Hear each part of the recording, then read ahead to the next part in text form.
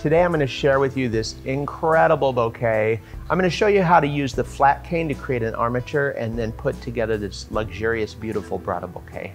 And I'm simply doubling it around itself, creating loops and curves and stapling it in place. You can do several of them and then attach them all together. From there, I'm using heavy gauge wire that I've pre-taped with corsage tape.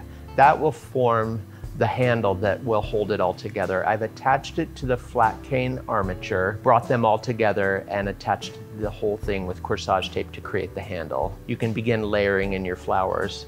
I started with the snowball viburnum and then some of the beautiful garden roses from Alexander Farms. So we have the Princess Aiko rose and then the Princess Miyaki.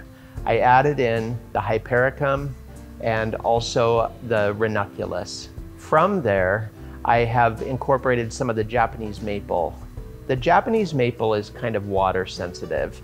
So what I have done is used small water tubes that I've attached wire to with corsage tape. The small vessels of water will actually hold the foliage to last a little bit longer when I use it in the bouquet. Once you have the Japanese maple foliage incorporated, I like to bind it really well using bind wire. That'll secure the bouquet together.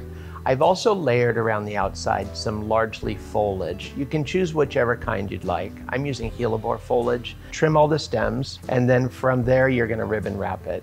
So I've used number 9 sheer ribbon over the top of the stem just to finish it off so there's something nice for the bride to hold on to. So thanks so much for watching today. I hope this has inspired you and I hope to see you again soon. Take care, bye-bye.